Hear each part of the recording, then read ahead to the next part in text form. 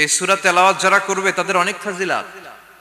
এক নাম্বার ফাজিলাত হচ্ছে এই সূরাটা মানিআতুন মিন আযাবিল কবর। এই সূরা যারা তেলাওয়াত করবে তাদের কবরের আযাব হবে না। কবরে যাওয়া লাগবে কি লাগবে না? যাওয়া লাগবে না। কার কার হাত তোলেন? একজনও নাই। সবাই কবরে যাবেন। একদিন মাটির ভেতরে হবে ঘরে মন আমার, কেন বান্ধ দালান ঘর? প্রাণ পাখি উড়ে যাবে পিঞ্জর ছেড়ে, ধরা ধামে সবই রবে তুমি যাবে চলে। বন্ধু বান্ধব যত মাতা পিতা দ্বারা সুত সবই হবে তোমার পরে মন আমার, কেন বান্ধ দালান ঘর? একদিন মাটির ভেতরে হবে ঘরে মন আমার, কেন বান্ধ দালান ঘর? চিল্লায় বলেন ঠিক কিনা? যাওয়া লাগবে, কেউ বাঁচতে পারবে না। দাদা চলে গেল, বাবা চলে গেল, মামা চলে গেল, আমারও যাওয়া লাগবে। আরো সেলিব্রিটি চাই, আরো সম্পদের পাহাড় চাই। ব্যস্ত, আমরা মহা ব্যস্ত। এত ব্যস্ততা কিসের? স্টপ, থামেন, অনেক হয়েছে, আর না। বসেন, একটু ভাবেন। দাদা চলে গেল, বাবা চলে গেল, মামা চলে গেল, আমাকেও চলে যেতে হবে। মাঝে মাঝে কবরস্থানে যাবেন, যে একটু দেখবেন এই কবরস্থানে শিশুরা শুয়ে আছে, কিশোররা শুয়ে আছে, আপনার মতো তাগড়া যুবকরা শুয়ে আছে, ওদেরও রক্ত গরম ছিল আপনার মতো। আজ ওরা নাই, সব শেষ। আপনাকেও যেতে হবে। এই কবরে আমাদেরকে যেতে হবেই। কবরের প্রশ্নের উত্তর দিতে হবে। চিল্লায় বলেন ঠিক কিনা? কবরে প্রথম প্রশ্ন করা হবে, মার রব্বুক, তোমার রবের নাম কি? আমাদের রব কে? ওমা দীনুক, তোমার ধর্মের নাম কি? আমাদের ধর্মের নাম কি? বিশ্ব নবীর চেহারা দেখিয়ে বলা হবে, এই লোকটাকে তুমি চিনো কিনা? চিনি না আমরা? চাঁদের চেয়ে সুন্দর তুমি, নবী আমার কমলিহি ওয়ালা, দু জাহানের বাদশা তুমি, প্যারা নবী সাল্লাল্লাহু আলা, দু জাহানের বাদশা তুমি, প্যারা নবী সাল্লাল্লাহু আলা, চাঁদের চেয়ে সুন্দর তুমি, নবী আমার কমলিহি ওয়ালা। সুবহানাল্লাহ পড়ে। আমাদেরকে জিজ্ঞেস করা হবে, রব কে? বলবো আল্লাহ। ধর্ম কি? বলবো ইসলাম। এই লোকটারে চিনো নাকি? আমরা বলবো চিনি, আমাদের প্রাণের নবী মুহাম্মদ সাল্লাল্লাহু। তিনটা প্রশ্নের উত্তর করতে পারলে এডিশনাল আরেকটা প্রশ্ন, ওমা ইলমুক। এই তিনটা প্রশ্নের উত্তর জানলা কেমনে? নকল করছো নাকি? বাংলাদেশে নকল আছে না নাই? কোথায় নকল করে? হ্যাঁ, কিছু লিজেন্ড আছে দেখি, একেবারে জামার ভিতরে নকল, টুপির ভিতরে নকল, স্কেলের ভিতরে নকল, মৌজার ভিতরেও নকল। আছে না নাই? কথা বলেন। ফেরেশতারা বলবে, তুমি তিনটা প্রশ্নের উত্তর করলে কি করে? আপনাকে বলতে হবে, আমি কোরআন থেকে শিখেছি, আমি হাদিস থেকে জেনেছি। চিল্লায় বলেন ঠিক কিনা? তখন ফেরেশতারা বলবে, আহলান ওয়া সাহলান, মারহাবান, কংগ্রাচুলেশন, তুমি উত্তর করতে পেরেছো। ইফসাহু লাহু কবরুহু ৭০ যিরান, আপনার কবরটারে ৭০ হাত লম্বা বানিয়ে দেয়া হবে। ইফতাহু লাহু বাবুন ইলাল জান্নাহ, জান্নাতের দিকে দরজা করে দেয়া হবে। ইলবাসু মিন লিবাসিল জান্নাহ, জান্নাতের পোশাক পরিয়ে দেয়া হবে। আর বলা হবে, নাম কানাউমিল আরুস, বাসর রাতে কনেকে নিয়ে বর যেমনি শান্তির ঘুম, আরামের ঘুম দেয়, তুমিও ঘুম দাও, ঘুমাও। You should get some sleep now, you are very tired man. ঘুমাও, অনেক হয়েছে, ঘুমাও। তোমার এই ঘুম কেউ ভাঙাবে না, ইসরাফিলের সিঙ্গার ফুৎকার ছাড়া। আল্লাহ এই লম্বা ঘুম যেন দিতে পারি, তৌফিক দাও। আর যারা ইসলাম বিরোধী, কোরআন বিরোধী, বিশ্বনবী বিরোধী, তাদেরকেও প্রশ্ন করা হবে, তোর রব কে? মার রব্বুক, সে বলবে, লা আদরি, আমি কিছু জানি না, আমি মাফ চাই, দোয়াও চাই। কথা কন, জানি না, আমি কিছুই মনে করতে পারছি না, আমি কিছু জানি না, আমার ধর্ম নাই, কর্ম নাই, আমার ধর্ম যার যার, উৎসব সবার, আমার কোনো ধর্ম টর্ম নাই, আমার কোনো নামাজ রোজা নাই, আমার কোনো রব নাই। দ্বিতীয় প্রশ্ন, ওমা দীনুক, তোর ধর্মের নাম কি? সে বলবে, ধর্ম কি? আমি জানি না, আমি ধর্মরে গালি দিতাম, আমি দুনিয়া ইসলাম রে বাস দিতাম, আমি আলেম ওলামাদের বিরোধিতা করতাম, আর শাহবাগের মঞ্চে উঠে ভাষণ দিতাম। আছে না নাই? সব গুমর ফাঁস হয়ে যাবে। ইয়াউমুত তাকাবুন। এরপর বিশ্বনবীর চেহারা দেখিয়ে বলা হবে এই লোকটার চিনো নাকি? সে বলবে চিনি না, তবে আমার বন্ধুরা তার বিরুদ্ধে ব্লগে লিখতো, আমিও ব্যাড ব্যাড কমেন্টস করে দিতাম। এই লোকটার বিরুদ্ধে আমি কার্টুন বানাতাম, এই বিশ্বনবীর বিরুদ্ধে আমি কথা বলতাম। চিল্লায় বলেন ঠিক কিনা? ফেরেশতারা বলবে লা দারাইতা ওয়ালা তালাইতা, তুই তো কিছুই পারলি না, তুই তো কপাল পোড়া। ফায়ুত্রাকু বিমাতারিকা মিন হাদিদ, লোহার হাতুড়ি দিয়ে পিটিয়ে ওর মাসেলগুলো থেতলে ফেলা হবে। ওয়ায়ুকালু লিল আরদি ইলতাইমি, কবরের দুই পাশের মাটির বলা হবে চাপ দে, এমন চাপ দিবে ফাতাখতালিফা আদলাউহু, ডান পাশের পাজরের হাড্ডি বাম দিকে ঢুকে যাবে, বাম পাশের পাজরের হাড্ডি ডান পাশে ঢুকে যাবে। কিয়ামত পর্যন্ত এই মারামারি চলবে। আল্লাহ এরকম ভয়ঙ্কর পরিস্থিতি থেকে আমাদেরকে বাঁচাও। ওই কবরের আযাব থেকে বাঁচার দরকার আছে না নাই? বিশ্বনবী বললেন যে ব্যক্তি রাত্রিবেলায় সূরাতুল মুলক তেলাওয়াত করবে তার কবরের আযাব হবে না। ইন্না হাযিহি সূরাতুন আযীমা মানিআতুন মিন আযাবিল কবর। এই সূরাটা এমন সূরা, সাধারণ কোন সূরা না। এই সূরাতুল মুলক যে রাত্রিবেলায় তেলাওয়াত করবে তার কবরের আযাব থেকে তারে বাঁচিয়ে দিবে কে? নাম্বার 1 ফাজিলাত, স্ট্যাটাস মনে থাকবে তো। 2 নাম্বার স্ট্যাটাস শাফাআত লি সাহিবিহা। এই সূরাটা, এই সূরার তেলাওয়াতকারীর জন্য কিয়ামতের দিন সুপারিশ করবে। কোরআন সুপারিশ করবে, চারটেখানি কথা না। কোরআন যদি আপনার বিরুদ্ধে দাঁড়ায় আপনার জান্নাত ক্যান্সেল, আর কোরআন যদি আপনার ব্যাপারে আল্লাহর কাছে রেকমেন্ডেশন করে জান্নাত আপনার জন্য ওয়াজিব করে দিবে কে?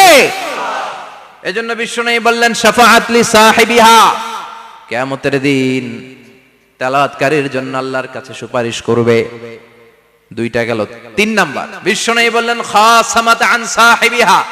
এই সূরাটা কিয়ামতের দিন এই সূরার তেলাওয়াতকারীর পক্ষ নিয়ে আল্লাহর সাথে ঝগড়া করা শুরু করে দিবে। আল্লাহর সাথে ডিবেট করবে, ঝগড়া করবে, যতক্ষণ না হাত্তা আদখালাহুল্লাহুল জান্নাহ। হাদিসের টেক্সট হচ্ছে যে যতক্ষণ না আল্লাহ তাআলা তাকে জান্নাতে না ঢুকায় ততক্ষণ ওই সূরার তেলাওয়াতকারীর পক্ষ নিয়ে আল্লাহর সাথে বিতর্ক, ঝগড়া, তর্ক চলতেই থাকবে। সুবহানাল্লাহ। আরো আস্তে বলেন। আবার বিশ্বনবী বললেন মান ক্বারা বিহা ফি লাইলাতিন ফাকাদ আকসারা ওয়া আতওয়াবা। রাত্রিবেলা এই সূরাটা যে তেলাওয়াত করবে পুরো রাত্রিটারে বরকতময় করে দিবে কে? এজন্য বিশ্বনবী আবদার করে, আবেদন করে আমাদের কাছে বলে গিয়েছেন, আমি চাই আমার প্রতিটা উম্মতের হৃদয়ে এই সূরাটা গাঁথা থাক। আমি চাই আমার প্রতিটা উম্মতের সিনার ভিতরে এই সূরার 30টা আয়াত গ্রথিত করা থাক। সুবহানাল্লাহ পড়েন। মাত্র 30টা আয়াত মুখস্থ করতে রাজি আছেন? 1 মাসে কয় দিন? প্রতিদিন একটা করে আয়াত মুখস্থ করলে এই সূরা মুখস্থ করতে লাগবে কয় দিন? হ্যাঁ, হোমওয়ার্ক। এটা আপনাদের বাড়ির কাজ, যেহেতু ক্লাসে হোমওয়ার্ক দেওয়া যায় না। আরবিতে বলে আল ওয়াজিব আল মানজিলি। আমি গতানুগতিক তাফসীর করি না, আমি সমাজের খুঁতগুলো ধরে ধরে ডিসকাশনের মতো আমি করি। বিভিন্ন জেলায় যে ওখানকার ইয়াংদের সাথেও বসি, কথা বলি। এটাই আমার তাফসীর, এটাই কোরআনের এক্সপ্লেনেশন এন্ড ইন্টারপ্রিটেশন। এতেই মানুষ উপকৃত হয় বেশি। চিল্লা এখন ঠিক কিনা? তো এটা আপনাদের বাড়ির কাজ, মাইথার দিয়া বাসীদের বাড়ির কাজ। হায়াতে আল্লাহ বাঁচায় রাখলে আবার কখনো দেখা হলে জিজ্ঞেস করবো যে মুলক মুখস্থ হয়েছে কিনা। কে কে মুখস্থ করবেন না হাত তোলেন। সবাই করবেন। এবার কে কে মুখস্থ করবেন হাত তুলে আমার না আল্লাহরে দেখান। আল্লাহ তুমি কবুল করো। আরো জোরে পড়েন আমিন। হাত নামান। এই সূরাটা it's an eye opener for you. এটা আপনার চোখ খুলে দিবে। এই সূরাটা আপনার চোখকে খুলে দিবে, আপনার ঘুমন্ত বিবেককে জাগিয়ে তুলবে। স্রষ্টার ব্যাপারে আপনার যদি কোনো সাসপিশন থাকে, সন্দেহ থাকে, এই সন্দেহের পাহাড়কে ভেঙে এই সূরা চুরমার করে দিবে। চিল্লায় বলেন সুবহানাল্লাহ। আল্লাহ ডেকে বলে গোলাম, কিছু কিছু নাস্তিক আছে আমারে খুঁজে পায় না। এরকম কপাল পোড়া নাদান নাস্তিক বাংলার জমিনেও আছে না নেই? এরা বলে আনসিন ইজ নাথিং, যেটা দেখা যায় না ওইটা মানি না। বলে না, do you see the air in the atmosphere? বাতাসে, বায়ুমণ্ডলে যে বাতাস ঘুরে বেড়ায় এটাকে তুমি দেখো, তো মানো কেন? Why do you believe on that? Why do you believe on air? বাতাস বিশ্বাস করস কেন? কপাল পোড়া নাস্তিকরা বাতাস মানে না। কথা কন। Do you see the bad headache someone feel in his head and he is shouting? মাথার ব্যথায়, মাইগ্রেনের পেইনে যখন কেউ চিৎকার করে তার মাথার ব্যথা দেখা যায়? আমার এখন প্রচন্ড মাথা ব্যথা যদি হয়, আপনারা দেখতে পাচ্ছেন তো, নাস্তিকরা কি মাইগ্রেনের পেইন বিশ্বাস করে না? মাথা ব্যথা বিশ্বাস করে কি করে না? বাতাস বিশ্বাস করে কি করে না? কয় আনসিন ইজ নাথিং, যেটা দেখি না ওটা বিশ্বাস করি না, কপাল পোড়া। আল্লাহ ডেকে বলে, গোলাম আমার সৃষ্টির দিকে তাকা, আকাশের দিকে তাকা, বাতাসের দিকে তাকা, সাগরের দিকে তাকা। সাগরের মধ্যে আমি আল্লাহ আছি না নাই? বিশাল বড় বড় পাহাড়ের দিকে তাকা, ঝর্ণার দিকে তাকা, ঝর্ণার মধ্যে আমি আছি না নাই? ঝর্ণা ঝর্ণা ঝর্ণা রে, বলনা বলনা বলনা রে, কার বিরহে পাগল পাড়া তুই, কার মিলনে ফুল ফসলে ভরা রে তোর দুকুল ভুই, কার মিলনে, কার মিলনে ফুল ফসলে ভরা রে তোর দুকুল ভুই। ঝর্ণা ঝর্ণা ঝর্ণা রে, বলনা বলনা বলনা রে, কার বিরহে পাগল পাড়া তুই। সুবহানাল্লাহ পড়েন। ঝর্ণার দিকে তাকাও, সাগরের দিকে নজর করে দেখো, বিশাল পাহাড়ের দিকে নজর করে তাকাও, ওই পাহাড়ের মধ্যে আল্লাহরে খুঁজে বাবা, চিল্লায় বলেন ঠিক কিনা? এদিন ইমাম আবু হানিফার হাতে হাত রেখে শাহাদা বাক্য পাঠ করেছে। সুবহানাল্লাহ পড়েন। ঝিনুকের ভেতর লুকিয়ে থাকে যেমন মতি, ঝিনুকের ভেতর লুকিয়ে থাকে যেমন মতি, কালমা শাহাদাতে আছে আল্লাহর জ্যোতি, কালমা শাহাদাতে আছে আল্লাহর জ্যোতি। সুবহানাল্লাহ পড়েন।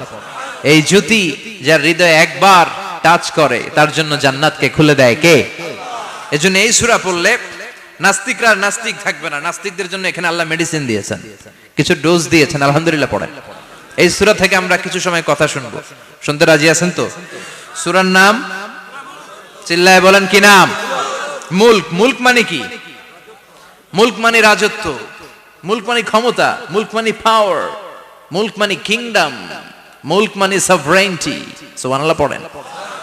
রব্বুল আলামিন বলেন, তাবারাকাল্লাযী বিয়াদিহিল মুলকু ওয়া হুয়া আলা কুল্লি শাইইন কাদির। সুমহান সেই সত্তা যার হাতে ক্ষমতা আর তিনি সব বিষয়ে ক্ষমতাশীল। সুবহানাল্লাহ।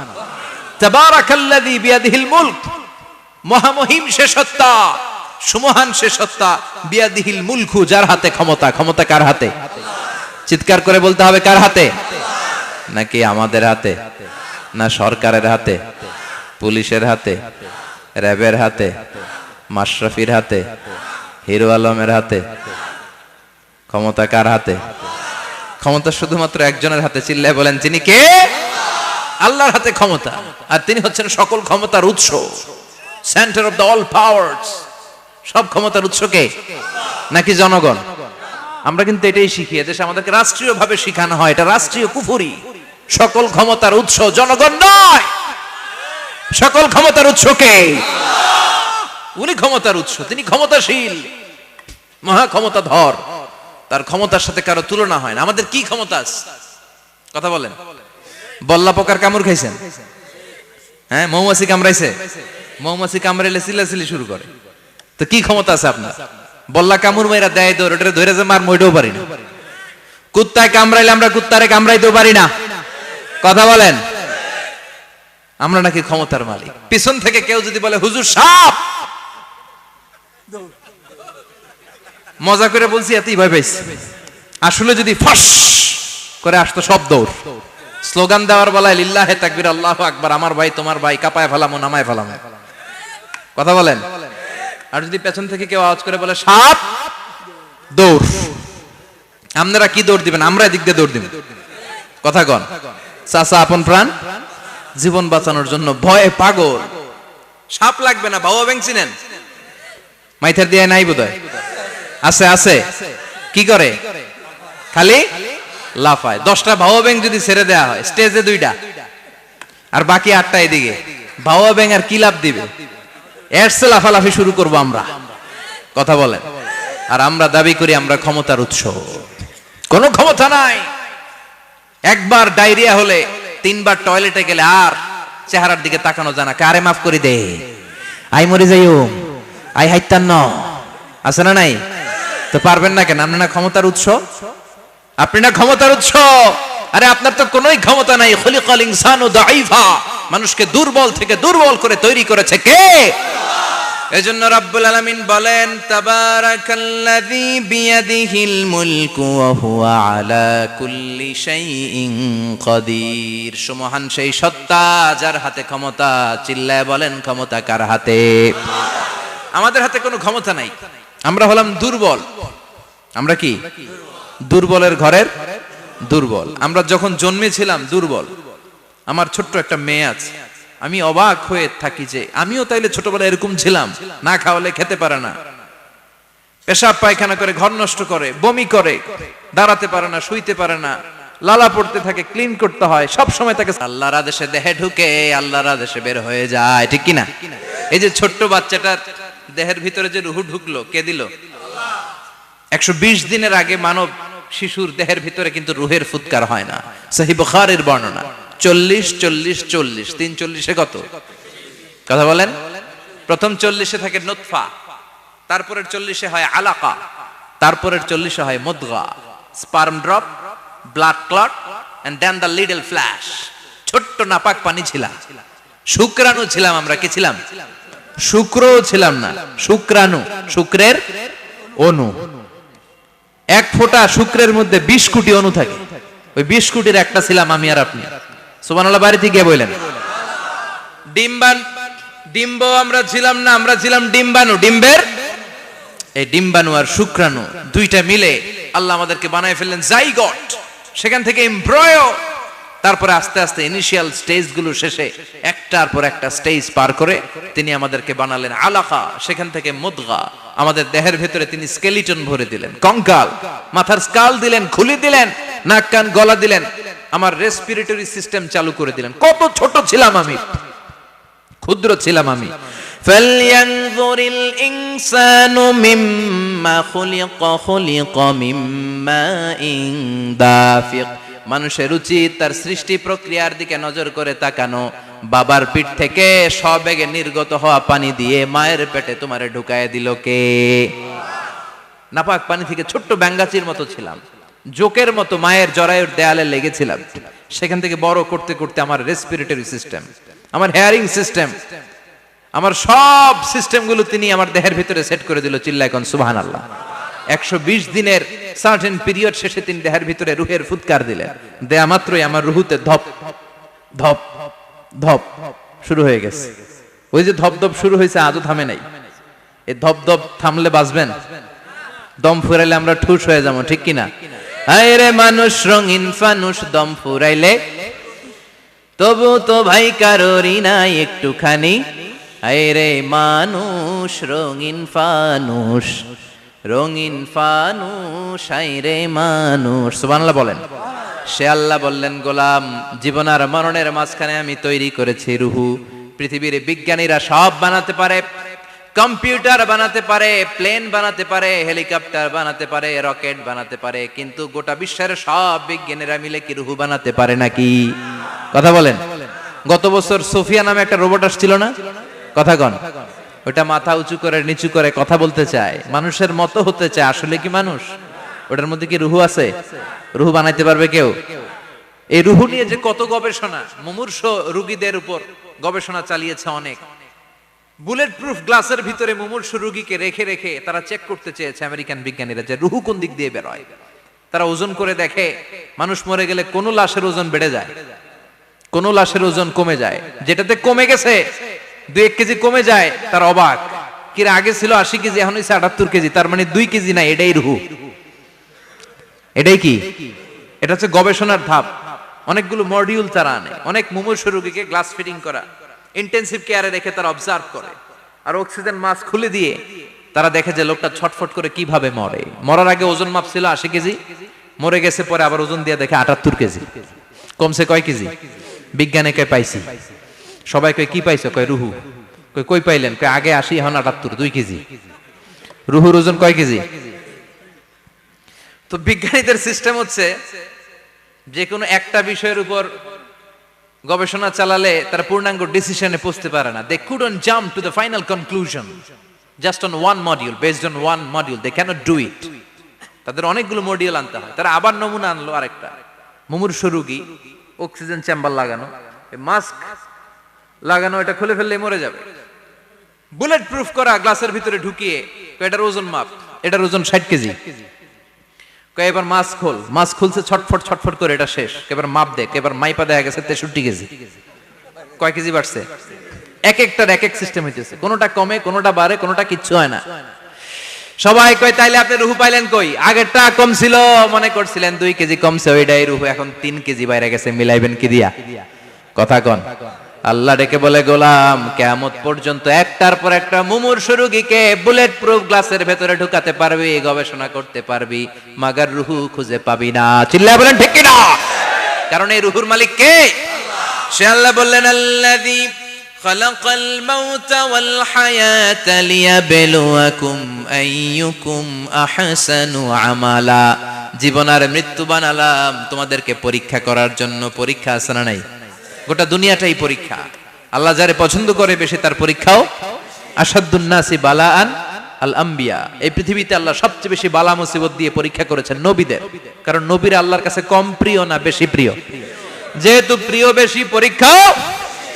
এজন্য মুমিনের উপর যদি পরীক্ষা আসে, মুমিনের উপর যদি অত্যাচার আসে, মুমিনের উপর যদি ধৈর্যের পরীক্ষা আসে, জেল জরিমানা আসে, মুমিন ওইটারে ভয় পায় না। মুমিন ভয় পায় একজনকে। চিল্লায় বলেন তিনি কে? কারণ আল্লাহর ঘোষণা, ওয়ালা তাহিনু ওয়ালা তাহজানু। ঘোষণাটা কার? ভয় নাই, তোদের চিন্তা নাই।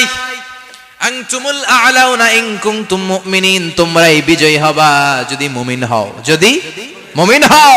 এজন্য ধৈর্যের পরীক্ষা দিতে হবে, আল্লাহর উপর তাওয়াক্কুল করতে হবে, অত্যাচার আর জুলুম আল্লাহর নামে সহ্য করে যেতে হবে। চিল্লায় বলেন ঠিক কিনা? কারণ মুসলিমের সাথে আল্লাহ থাকে। মুসলিমের বদদুয়াকে বিশ্বনবী ভয় করতে বলেছেন। কারণ মুসলিমের বদদুয়ার মাঝে আর আল্লাহর মাঝে পর্দা থাকে। যারা দুনিয়ার বুকে জুলুম করে তাদেরকে ক্ষমতার মসনদ থেকে নামিয়ে দেয় কে? আর যারা মজলুম হয়, যাদের রক্ত দিয়ে জমিন ভেজে, তাদেরকে জমিনের ক্ষমতা দিয়ে দেয় কে? আর যারা রক্ত ঝরায়, ইতিহাস বলে তারা শেষ পর্যন্ত প্রাণ আর জান নিয়ে পালাবার জায়গাটা পায় না। চিল্লায় বলেন ঠিক কিনা? এজন্য মুমিন খুব ভালো করে জানে, রাত্রি যত গভীর হয়, সুবহে সাদিকের সময় কাছে আসতে থাকে। গর্ভবতী নারীর পেটের জ্বালা যন্ত্রণা, ব্যথার পেইন যত বাড়ে, নতুন মেহমান আগমনের সময় কাছে আসতে থাকে। তেমনি ইসলামের পক্ষের শক্তির উপর যদি অত্যাচার, অনাচার, স্টিম রোলার বেড়ে যায়, এটা প্রমাণ করে ইসলামের বিজয়ের সময় কাছে আসতে শুরু করেছে। চিল্লায় বলো ঠিক কিনা? এজন্য রাব্বুল আলামিন ডেকে বলেন, গোলাম লিয়াবলুয়াকুম আইয়ুকুম আহসানু আমালা। কে ভালো আমল করো, কে খারাপ আমল করো, এজন্য আমি জীবন মরণ তৈরি করেছি। চিল্লায় কোন ঠিক কিনা?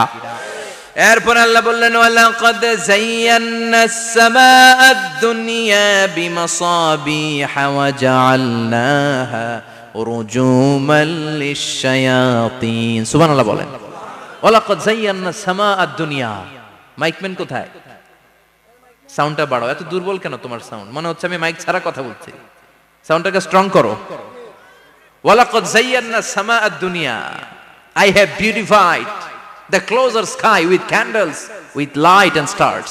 আল্লাহ বললেন, আমি দুনিয়ার আকাশকে তারা দিয়ে সুশোভিত করেছি। আকাশে তারা আছে না নাই? এগুলো এমনি এমনি হয়েছে না?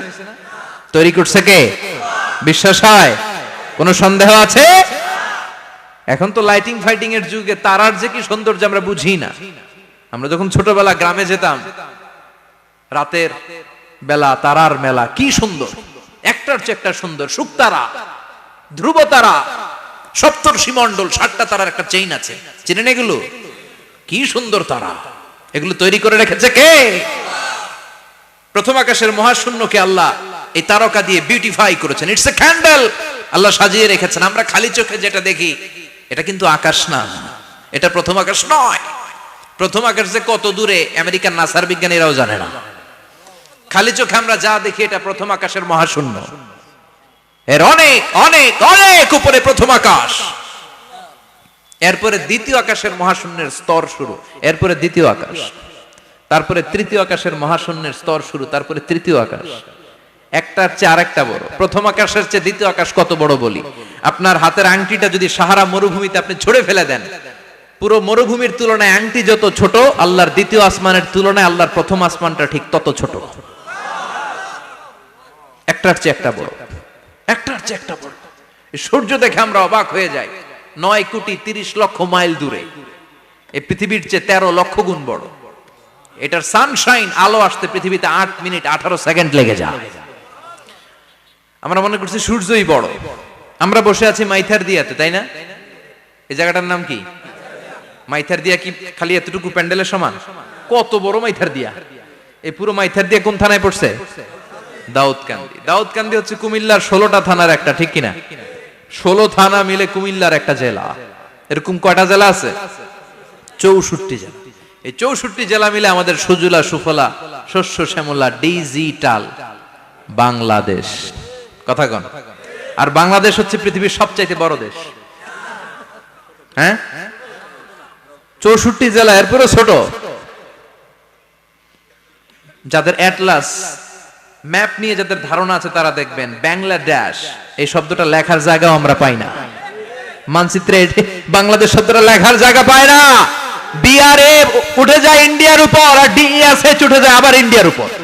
মাঝখানের দুইটা অক্ষর বাংলাদেশের উপরে পড়ে। চিল্লায় বলেন ঠিক কিনা? কত ছোট দেশ। পাশের ইন্ডিয়া 20-25 গুণ বড়।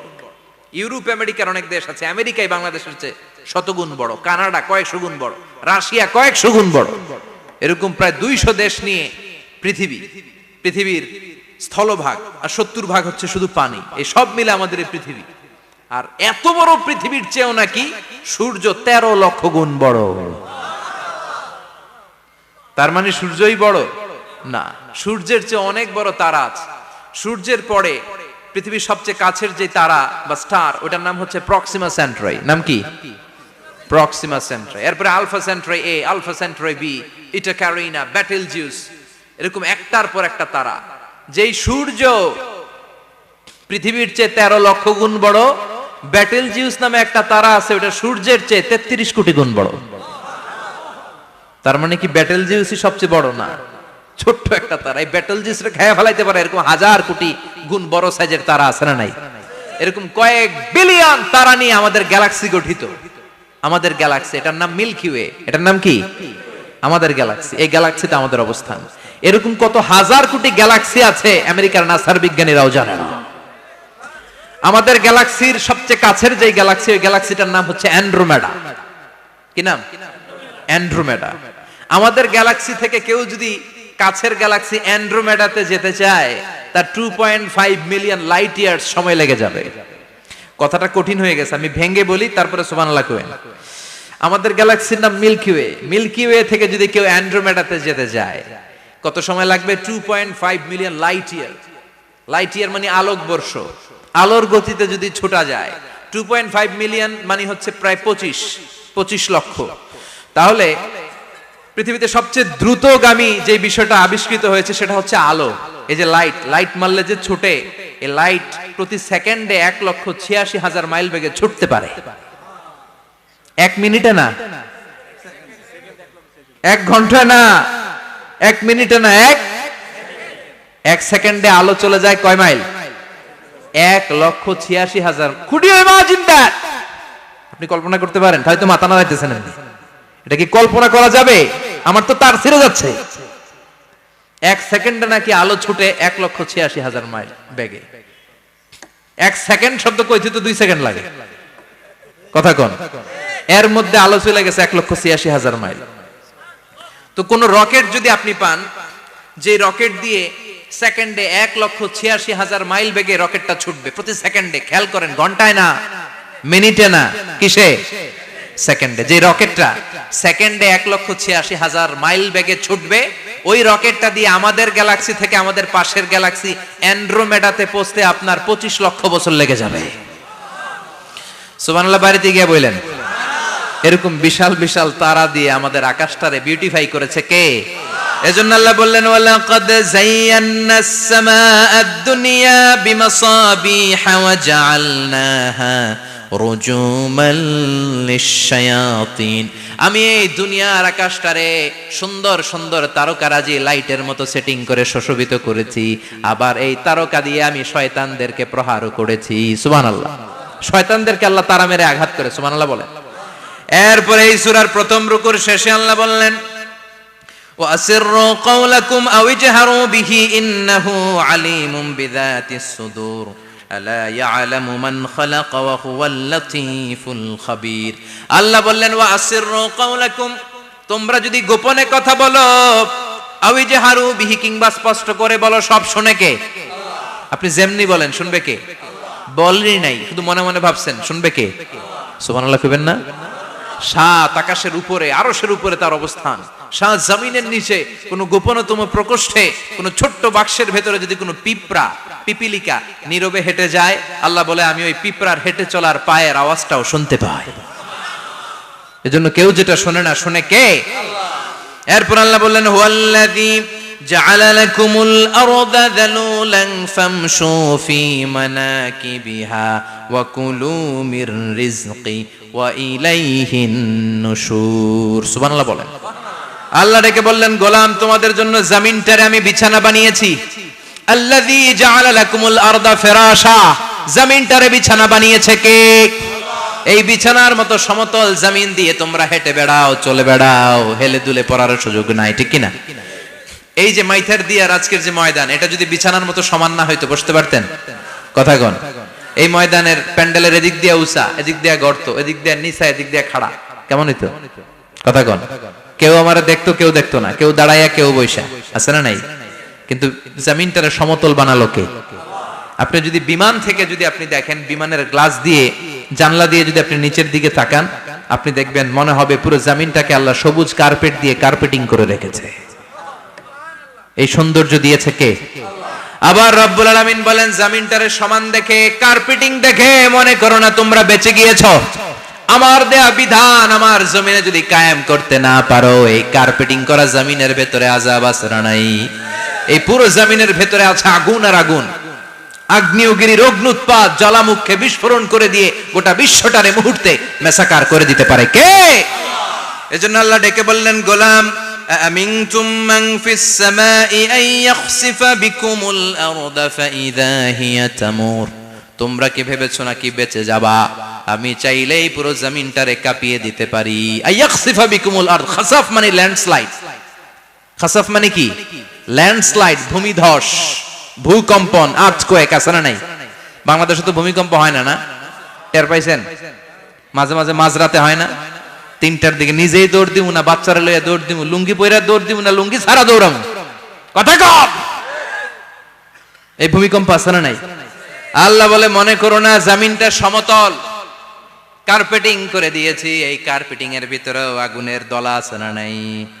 আবার আল্লাহ বললেন আমিনতুম মান ফিস সামাই আন ইউরসিলা আলাইকুম হাসিবা নিচে যেমনি কার্পেটিং করা জমিনের ভেতরে অগ্নুৎপাত রেখে দিয়েছি মাথার উপর থেকে আযাব দেওয়ার সুযোগ আছে না নাই চাইলে আল্লাহ অগ্নি বৃষ্টি দিতে পারে আগুন বৃষ্টি দিতে পারে থান্ডার বজ্রপাত দিতে পারে আপনারা লূত আলাইহিস সালামের কওমের নাম শুনেছেন তারা হোমোসেক্সুয়ালিটি সমকামিতা করত ফলে আল্লাহ তাআলা বিশাল এক চিৎকার মেরে সাইয়েদনা জিবরাইলের মাধ্যমে পুরো জমিনটারে শেষ করে দিলেন ফাজআলনা আলিয়াহা সাফিলাহা ওয়া আমতারনা আলাইহিম হিজারাতাম মিন সিজিল তাদের অপকর্মের কারণে জর্ডানের ওই এলাকাটাকে আল্লাহ বললেন জিবরাইল এলাকাটারে হাতে তুলে নে আকাশের উপরে তুলে পুরো এলাকা সহ মানুষ সহ জমিনের মধ্যে গেড়ে দে জমিনের নিচের মাটি উপরে নিয়ে গেল কে উপরের মাটি নিচে নিয়ে গেল কে পুরো জায়গাটা এখন ডেড সি হয়ে গেছে কি সি ডেড সি নাম শুনেন নাই বোধহয়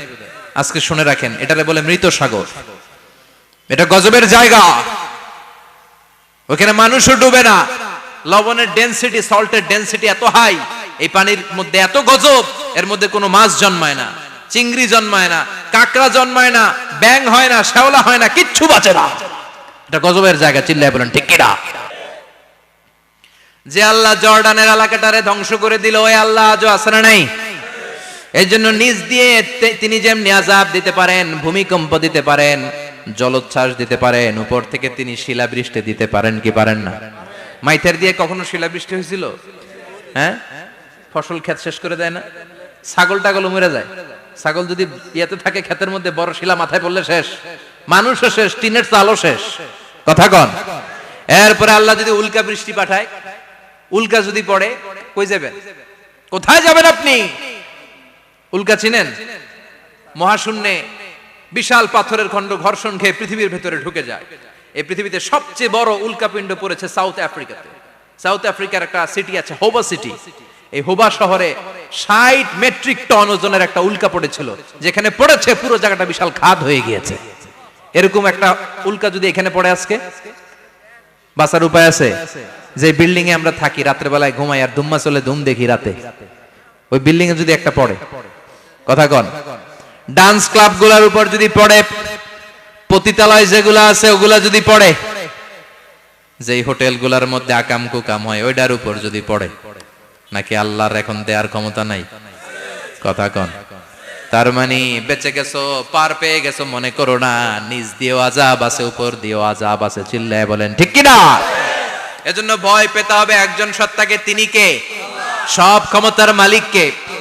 এরপর আল্লাহ বললেন আওয়ালাম ইয়ারাউ ইলা আত-তায়রি ফাওকাহুম সাফাতিন ওয়া ইয়াকবিদনা মা ইউমসিকুহুন্না ইল্লা রাহমান ইন্নাহু বিকুল্লি শাইইন বাসীর। সুবহানাল্লাহ বলেন। আল্লাহ বলেন তোরা নাস্তিক হস কেমন করে? মানুষ নাস্তিক হয় কেমন করে? মানুষ কি মুক্ত বিহঙ্গের দিকে নজর করে তাকায় না? আকাশে মুক্ত বিহঙ্গ নাই? বিহঙ্গ বুঝছেন তো? পাখি। পাখির কথা কোরআনে বলল কে? সুবহানাল্লাহ কইবেন না? ওয়া আরসালা আলাইহিম তায়রান আবাবিল। আবার কাবা ভাঙতে এলে পাঠাওয়া বাবিল। দাও খোদা দাও আমায় আবার উমর দরজ দিল। দাও খোদা দাও আমায় আবার উমর দরজ দিল। সুবহানাল্লাহ পড়েন। এই যে আল্লাহ বললেন ওয়া আরসালা আলাইহিম, তারপর তায়রান আবাবিল, তায়ের মানে পাখি, তায়ের মানে কি? আবার জান্নাতে যারা যাবে তাদেরকে পাখির ভুনা গোশত খাওয়াবে কে? জান্নাতে যাওয়ার সাথে সাথে প্রথমে আল্লাহ আপনাদেরকে মেহমানদারি করবে মাছের কলিজা দিয়ে। খাইবেন? মাছের কলিজার কথা শুনে জিহ্বায় পানি আসছে নাকি? আউয়ালু তুআমিন ইয়াকুলুহু আহলুল জান্নাতি ফাজিয়াদাতু কাবিদিল হুত। প্রথমে মাছের কলিজা, এরপরে পাখির ভুনা গোশত। তার মানে পাখির কথা কোরআনে আছে না নাই? আবার সাইয়েদনা সুলাইমান আলাইহিস সালামের একটা পাখি ছিল, এটার নাম কি ছিল? হুদহুদ পাখি। মাথার উপর দিয়ে চলতো, আর ওটার চোখে জুমিং পাওয়ার আল্লাহ এত বেশি দিয়েছিল, এটা জমিনে নজর করলে বুঝতে পারতো কয় হাজার ফিট নিচে পানি আছে, পানিটা মিষ্টি না লবণাক্ত না কেমন, দেখে দেখে মুহূর্তের মধ্যে সাইয়েদনা সুলাইমানের কাছে সব তথ্য সরবরাহ করে দিত। কোন সুবহানাল্লাহ। এজন্য আল্লাহ বললেন নাস্তিকগুলো কি পাখির দিকে তাকায় না? এই পাখির দিকে তাকালে পাখির রব আল্লাহরে খুঁজে পাওয়া যায়। পাখির দিকে তাকালে, মুক্ত বিহঙ্গের দিকে তাকালে কেমন করে পাখিগুলো উড়ে যায়। এই পাখিগুলো আকাশে ধরে রাখে কে? মা ইউমসিকুহুন্না ইল্লার রহমান। ওই রহমান ছাড়া কেউ পাখিগুলোরে শূন্যে ধরে রাখতে পারে না। কত শত আয়াতে যে আল্লাহ পাখির কথা বলেছেন হিসাব নাই। কত ধরনের পাখি যে আল্লাহ বানিয়েছেন কোনো হিসাব নাই। আপনারা ঘরে জিওগ্রাফিক্যাল চ্যানেলগুলো দেখেন? হ্যাঁ না জি বাংলা দেখেন? স্টার জলসা, কিরণমালা, কি দেখেন? জিওগ্রাফিক্যাল চ্যানেল দেখবেন। ওখানে দেখবেন একটা পাখি আল্লাহ তৈরি করেছে, পৃথিবীর সবচেয়ে ছোট পাখি, নাম হলো হামিং বার্ড। কি নাম? The smallest bird ever in the world. সবচেয়ে ছোট। এটা প্রাপ্তবয়স্কে 3 থেকে 5 ইঞ্চি লম্বা হয়। এটার পূর্ণ যৌবন এটা লম্বা কতদূর? 3 থেকে 5 ইঞ্চি। এটা প্রতি সেকেন্ডে ডানা ঝাপটাতে পারে 80 বার। কয়বার? আমাদের ডানা আছে না 2টা? আপনি আপনার ডানা 1 সেকেন্ডে কয়বার ঝাপটাতে পারবেন? হ্যাঁ, আমি ঝাপটাইলাম, কয়টা হয়েছে 1 সেকেন্ডে? হ্যাঁ, 3টা 4টা ঝাপটা দিতেই আমার সেকেন্ড শেষ। কিন্তু এই পাখিটা প্রতি সেকেন্ডে তার 2 পাখা ঝাপটায় কয়বার? পৃথিবীর সব পাখি সামনে ওড়ে, তো এই পাখি সামনে যেমনি ওড়ে, এট দ্য সেম টাইম এই পাখি পিছনের দিকে উঠতে পারে। সুবহানাল্লাহ। বাড়িতে যাই বললেন। ইউরোপের আল্পস পর্বতমালায় গুগল করবেন যে আজকে গুগলে লিখবেন যে আলপিন সুইফট একটা পাখি আছে।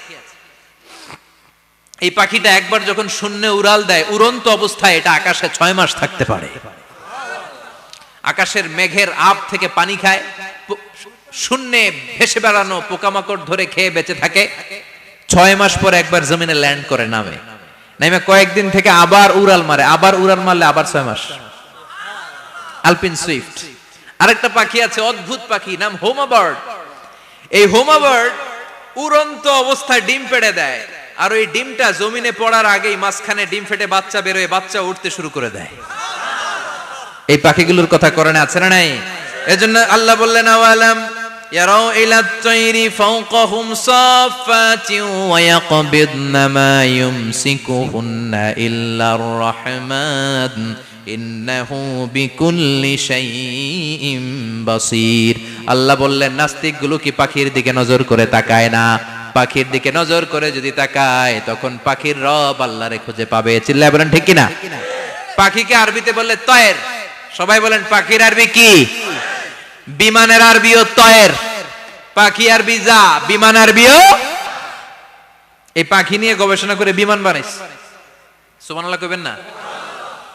আমরা বানাই নাই, আমরা তো খোঁচাখুচিতে ব্যস্ত, আমরা আছি ফতুয়া নিয়ে ব্যস্ত। তুই 20 কারণে কাফের, তোর চাচা 90 কারণে কাফের। তোর চাচা মরলে যেই জায়গায় কবর দেয়া হবে ওই কবরের মাটির উপরে যে ঘাস উঠবে, ওই ঘাস যে গরু খাবে, ওই গরুর দুধ যে খাবে ও কাফের। আছে না নাই? খালি কাফের ফতুয়া দেয় ব্যস্ত। আমরা ফতুয়া নিয়ে রইলাম আর ওরা সব আবিষ্কার করে ফেললো। উইলবার রাইট আর অরভিল রাইট, এই দুই ভাই 1903 সালে এই বিমান আবিষ্কার করেছে এই আয়াতের উপর গবেষণা করে। আওয়ালাম ইয়ারাউ ইলা তাইর, ওরা কি পাখি নিয়ে ভাবে না? আমাদের তো ভাবার সময় নাই, আমরা আছি মদ নিয়ে আর নারী নিয়ে আর জুয়াবাজি নিয়ে। চিল্লায় বলেন ঠিক কিনা? এমন অনেক মন্ত্রীদের হোটেল আছে যেখানে পতিতালয়ের আড্ডাখানা। চিল্লায় বলো ঠিক কিনা? মুসলমান রাজ মদ আর নারী নিয়ে ব্যস্ত, আর ইহুদি খ্রিস্টানরা আমাদের সব ঐতিহ্যকে ধারণ করেছে। উইলবার রাইট অরভিল রাইট গবেষণা শুরু করে দিল। পাহাড়ে শুয়ে শুয়ে দুই ভাই খালি পাখির ছবি আঁকে, কেমনে পাখিগুলো ডানা ঝাপটা মেরে ওঠে, কেমনে নামে। গবেষণা করতে করতে করতে প্লেন বানায় ফেললো 1903 সালে। আজ থেকে 100 বছর আগের স্টোরি শোনাচ্ছি আপনাদের। তখনকার বিমান এখনকার বিমানের মতো ছিল না। আপনি দেখবেন যে শুরুতে বিমান কেমন ছিল। শুরুতে ভাঙ্গাচুরা দুইটা পাখা নিয়ে একটু উড়ে আবার ধপাস করে পড়ে, কিন্তু আশা হারায় নাই, আবার উড়ে ধপাস করে পড়ে। আমেরিকাতে সুবিধা করতে পারেনি। ফ্রান্সের এক কিং তাদেরকে ডোনেট করেছে বিপুল অঙ্কের টাকা দিয়ে। তারা প্রথম ফ্রান্সের একটা শহর থেকে আরেকটা শহরে পৃথিবীর প্রথম প্যাসেঞ্জার প্লেন নিরাপদে ল্যান্ড করেছে। মানুষের উড়ার স্বপ্ন সফল হতে শুরু করলো। এখন বিভিন্ন ধরনের বিমান একটার পর একটা শুরু হয়েছে। এই পৃথিবীর সবচাইতে দ্রুতগামী যে বিমানটা আগে ছিল নাম ছিল কনকর্ড, যাত্রীবাহী বিমান। এটার পরে এখন একটা বাইরে হইছে বোম সুপারসনিক। কি নাম? Bomb supersonic. এত স্পিডে চলে, এই মাত্র দেখলেন এদিকে, এরপর দেখবেন নাই ওইদিকে। সুবহানাল্লাহ পড়েন। কি বিশাল বিশাল ডবল ডেকার গুলো নিয়ে শূন্যে উড়াল দেয়। A3 এয়ার বোয়িং A380 বর্তমান পৃথিবীতে সবচেয়ে বড় প্যাসেঞ্জার বিমান। কার্গো বিমান তো এগুলোর 7-8 ডবল বড় হয়। I am talking about the passenger plane A380। 525 জন যাত্রী নিয়ে এটা শূন্যে উড়াল দেয়। 525 জন যাত্রী, কেবিন ক্রু, পাইলট, বিমানের ওজন, খাবার দাবারের ওজন, ফুয়েলের ওজন, 525 জনের লাগেজ টাগেজের ওজন, এই সব নিয়ে শূন্যে উড়াল দেয়। সুবহানাল্লাহ কইবেন না? এই বিমান আবিষ্কারের আগ পর্যন্ত গোটা বিশ্বব্যাপী সব দেশে দেশে ছিল সেনাবাহিনী আর নৌবাহিনী। বিমান আবিষ্কার হওয়ার সাথে সাথেই শুরু হয়ে গেল বিমান বাহিনী, এয়ার ফোর্স, মিলিটারি। এখন বোম সুপারসনিক বানায়, এখন ড্রোন হামলা করে, এখন মিসাইল হামলা করে, এখন স্যাটেলাইট পাঠায়। আমরাও পাঠাইছি। কি নাম? Bangabandhu satellite. We launching the Bangabandhu satellite channel last year. আমরা বঙ্গবন্ধু স্যাটেলাইটও পাঠাইছি উপরে। সবকিছু পাখির উপর গবেষণা করে হয়েছে। চিৎকার করে বলেন ঠিক কিনা? এজন্য আল্লাহ ডেকে বললেন, গোলাম ওরা কি পাখির দিকে তাকায় না? পাখির দিকে যদি নজর করে একটিবার তাকাতো, নাস্তিক আর নাস্তিক থাকতে পারতো না। এজন্য নাস্তিকদের জন্য সূরার ভেতরে ডোজ আছে, আই ওপেনার আছে। সর্বশেষ আল্লাহ একটা প্রশ্ন দিয়ে এই সূরাটা শেষ করলেন। প্রশ্নটা শুনবেন? শুনবেন সবাই? আল্লাহ বললেন, কুল আরাআইতুম ইন আসবাহা মাউকুম গাওরান ফামান ইয়াতিকুম বিমাইম মাইন। বলো দেখি সবে শুকাইয়া যদি যায় এই পৃথিবীর পানি, তাহলে হেথায় তটনির ধারা কে দিবে সবারে আনি? কে দিবে আনি? একদিন সকালবেলা ঘুম থেকে উঠছেন, টয়লেটে যাবেন, মুখ ধুবেন, স্কুলে যাবেন, অফিসে যাবেন, কাজে যাবেন, যায় দেখেন টিউবওয়েল চাপতেছেন, পানি নাই। ট্যাপ ছাড়লেন, পানি নাই। চোখের মধ্যে ময়লা, নাকে ময়লা। টয়লেটে যাবেন, পানি নাই। পুকুরে নাইমা দেখেন পানি নাই, বিশাল বিশাল মেশিন বসিয়ে মাটির নিচ থেকে ভূগর্ভস্থ পানি ওঠানোর চেষ্টা করলেন, একটা পানি নাই, এক ফোঁটা পানি গোটা বিশ্বে কোথাও নাই। কে দিব পানি আপনারে? পানি সম্পদ মন্ত্রী দিব, ডোনাল্ড ট্রাম্প দিব, শেখ হাসিনা দিবে? কেউ দিতে পারবে? এক ফোঁটা পানি বানানোর ক্ষমতা আমাদের নয়, ঠিক কিনা? পানির বৈজ্ঞানিক নাম হচ্ছে H2O। কি নাম? এই দেশে H2 নিয়ে কত কথা আছে না নাই? হাইড্রোজেনের দুইটা মলিকিউল, অক্সিজেনের একটা মলিকিউল। এই দুইটা গ্যাস, হাইড্রোজেন আর অক্সিজেন, দুই গ্যাস একসাথে মিলাইলে কি হয়? কথা বলেন। মিঠা নদীর পানি, সুবহানাল্লাহ পড়েন। আল্লাহ বললেন ঘুম থেকে উঠে যদি দেখো পৃথিবীর সব পানিগুলো একেবারে পৃথিবীর নিচে চলে গেছে, কোন মাধ্যম দিয়ে এক ফোঁটা পানির জোগাড় আর বন্দোবস্ত করা যায় না, কে তোদেরকে পানি এনে দিবে? কথা কন। আল্লাহ ছাড়া এক ফোঁটা পানি এনে দেওয়ার মতো ক্ষমতা কারো আছে নাকি? আবার পানি থেকে পৃথিবীর সব কিছুরে বানালো কে? ওয়াজআলনা মিনাল মাই কুল্লা শাইইন হাই আফালা ইউমিনুন। আল্লাহ বললেন পানি থেকে গোটা বিশ্বের সব আমি বানালাম, সব জীবিত জিনিস তৈরি হয়েছে পানি থেকে। এটা কোরআনের কথা, কার কথা? আর ১৫০০ বছর পর বিজ্ঞানীরা এখন বলছে পানি থেকেই সব প্রাণ এসেছে। সুবহানাল্লাহ পড়েন। বিজ্ঞানীদের রিসার্চে এসেছে পৃথিবীর সর্বপ্রথম যে প্রাণীটার উৎপত্তি, এটার নাম নাকি অ্যামিবা। কি নাম? It's a very small unicellular organism in the world. এককোষী শৈবাল অ্যামিবা এসেছে পানি থেকে, ওদের কথা। তারপরে এসেছে জুপ্লাঙ্কটন, ফাইটোপ্লাঙ্কটন, ব্যাকটেরিয়া প্লাঙ্কটন, একটার পর একটা ডেভেলপ করেছে, সব এসেছে পানি থেকে। পানি নাই তো কিচ্ছু নাই। পানি হচ্ছে প্রাণের ব্লুপ্রিন্ট। চিল্লায় বলেন ঠিক কিনা? পানির মধ্যে সব প্রাণের অস্তিত্ব রেখে দিয়েছে কে? আবার ফলের মধ্যে আল্লাহ পানি দিয়ে বললেন আন্না সাবাবনাল মাআ সাব্বা। যেখানে যতটুকু পানির দরকার, রসের দরকার, সব রস দিল কে? ক্ষীরার ভিতরে পানি আছে না নাই? কলার ভিতরে, আপেলের ভিতরে, তরমুজ, তরমুজ তো পুরাই পানি। কথা কন। ডাবের ভিতরে কে দিল? নাকি আমনে বানাইছেন? কেউ বানাতে পারে? এই পানিগুলো দিল কে? আবার আল্লাহ বললেন মারাজাল বাহরাইনি ইয়ালতাকিয়ানি বাইনাহুমা বারযাখুল লা ইয়াবগিয়ান ফাবিআইয়ি আলাই রাব্বিকুমা তুকাযযিবান। দুই দিকে সাগর বয়ে যায়, একদিকে এলো না পানি, একদিকে মিঠা পানি, একসাথে সাগরটা বয়ে যায়, কিন্তু মাঝখানে এমন ব্লকেজ, একটার পানি আর একটার সাথে মিশে না, আটকায় রাখলো কে? দেখছেন আপনারা কোথাও এটা? কই দেখছিলেন? গোয়ালন্দ, বুড়িগঙ্গার এখানে একসাথে পানি বয়ে যায়, এই জায়গায় পানি এই জায়গায় পানি মিলে না, মিশে না। দাউদকান্দির এখানেও আছে, মিশে না। এর কারণ এই পাশের পানি, এটা ডেনসিটি হাই, বেশি ঘন, এটা ডেনসিটি লো, এটা পাতলা, এটা টেম্পারেচার হাই, এটা টেম্পারেচার কম, এটা লবণ বেশি, এটা লবণ কম, দুইটা দুই পানি একসাথে বয়ে যায়, একটার সাথে আরেকটা মিশে না। এই কারিগরটা কে? চিল্লায় বলতে হবে কে? সেজন্য আল্লাহ বললেন গোলাম পানি দিয়ে আমি বানালাম, পানি ছাড়া বাঁচবি না, এজন্য সব জায়গায় পানির ব্যবস্থা করে দিয়েছে কে? আবার বেশি পানি হলেও মরার ব্যবস্থা আছে না নাই? সাইয়েদনা নূহ আলাইহিস সালামের কওমকে বন্যা দিয়ে ধ্বংস করেছে কে? এজন্য পানি চাইবো কার কাছে? কথা কন।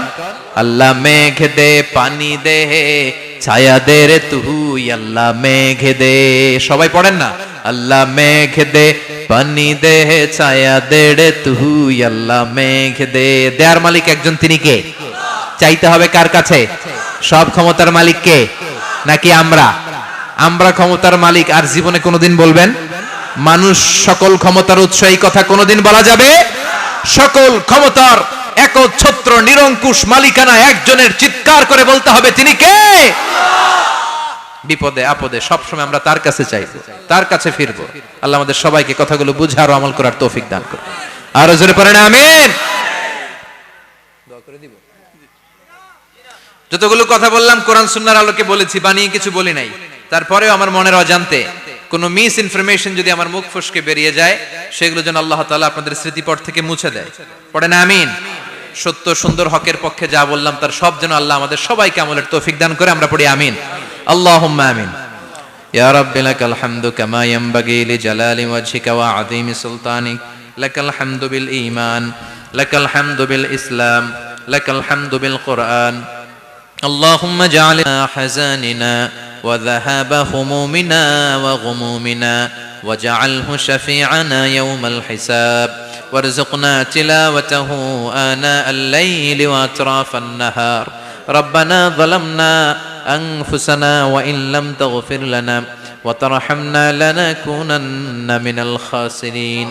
ربنا آتنا في الدنيا حسنة وفي الآخرة حسنة وقنا عذاب النار. اللهم إنك عفو كريم تحب العفو فاعف عنا. الله আমাদের এই ভিডিওটি যদি আপনার ভালো লেগে থাকে তাহলে ভিডিওতে একটি লাইক দিতে পারেন এবং আপনার প্রিয়জনদের সাথে শেয়ার করতে পারেন, এবং এইরকম আরও ভিডিও পেতে আমাদের ইউটিউব চ্যানেলটি সাবস্ক্রাইব করে পাশে থাকা বেল আইকনটি অন করে দিন।